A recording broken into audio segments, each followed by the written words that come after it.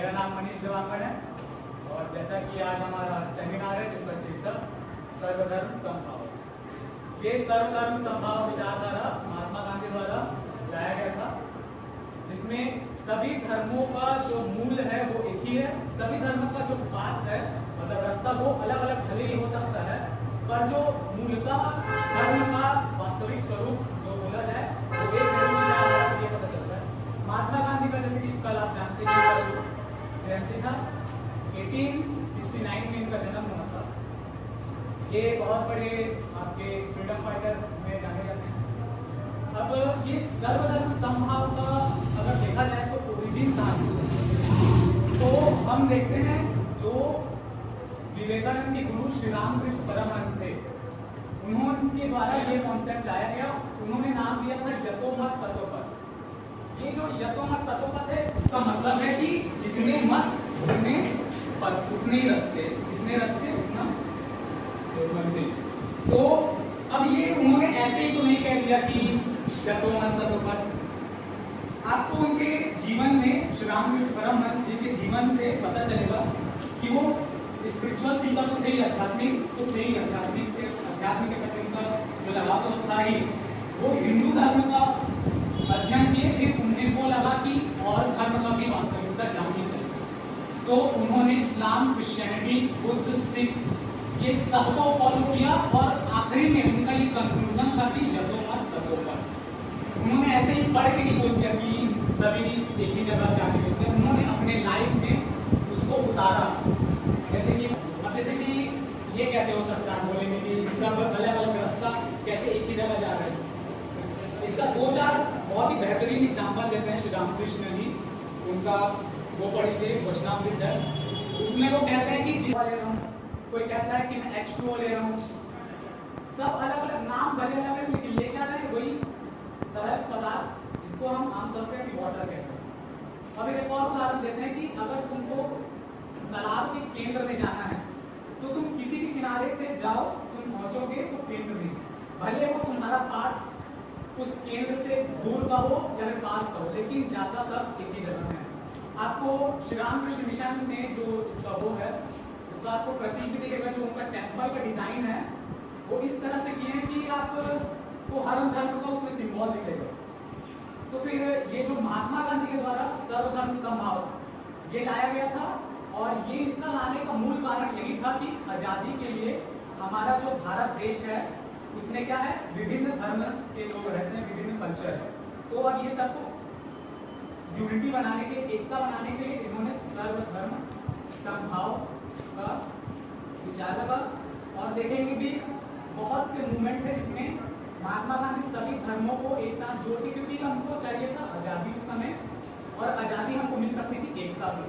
और हमारा भारत में बहुत से धर्म थे, सिख, मुसलमान, ईसाई, तो इन सबको एक करने के लिए महात्मा गांधी का ये विचार था सर्वधर्म समभाव, इसलिए ये जरूरी था। सर्वधर्म समभाव के लिए भाषण प्रस्तुत करने जा रहा हूं। सर्वधर्म समभाव हिंदू धर्म की एक अवधारणा है जिसके अनुसार सभी धर्म द्वारा अनुसरण किए जाने वाले मार्ग भले ही अलग हो सकते हैं, किंतु उनका गंतव्य एक है। इस अवधारणा को रामकृष्ण परमहंस और स्वामी विवेकानंद के अतिरिक्त महात्मा गांधी जी ने अपनाया। हालांकि ऐसा माना जाता है कि इस विचार का उद्गम वेदों और इसका आविष्कार गांधी जी ने किया था। उन्होंने इस अवधारणा को हिंदुओं और मुसलमानों में एकता के जगाने के लिए किया था, ताकि वे मिलकर ब्रिटिश राज का अंत कर सके। यह भारतीय पंथ निरपेक्षता इंडियन सेक्युलरिज्म के प्रमुख सिद्धांतों में से एक है, जिसमें धर्म को सरकार एक दूसरे से पूरी तरह अलग ना करके सभी धर्मों को समान रूप से महत्व देने का प्रयास किया जाता है। सर्वधर्म समभाव को अतिरिक्त रूढ़िवादियों हिंदुओं के एक छोटे से हिस्से से यह खारिज किया गया है कि धार्मिक सार्वभौमिकता के चलते हिंदू धर्म की अपनी कई समृद्धि परंपराओं को दिया। इस अवधारणा से यह भी निष्पक्ष है कि धर्म एक सिर्फ कर्तव्य है, ना कि अलग है। धर्म सिर्फ कर्तव्य है, धर्म में की होता है। शिक्षक का धर्म होता है विद्यार्थी को उनके भविष्य के लिए आगे एवं ज्ञान मार्गदर्शन देना, और एक क्षत्रिय का धर्म होता है अपने किए गए वचनों एवं कर्तव्य को पूरा करना एक डॉक्टर का कर्तव्य होता है, धर्म होता है कि वह अपने मरीजों को अपने पूर्ण रूप से अच्छे मतलब ठीक करना और आदि भी मतलब आते हैं।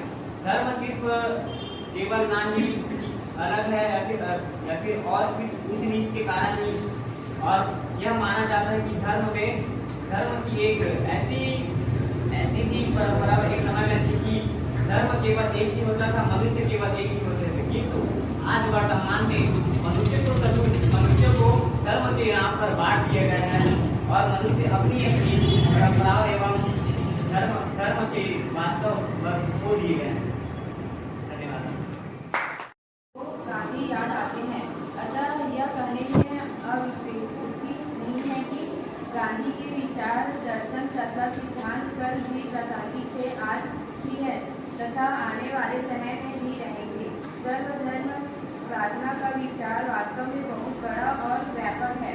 ये एक महत्वपूर्ण संदेश देता है कि भारत में सब धर्मों को मानने वाले एक साथ बैठकर अपने धर्म ग्रंथों के मुख्य बिंदुओं को रख सकते हैं।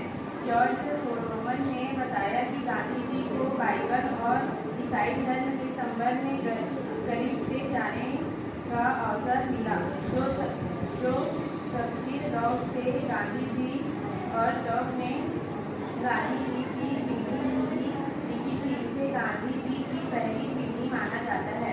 महात्मा गांधी जी के बलिदान दिवस पर आज 30 जनवरी को राजघाट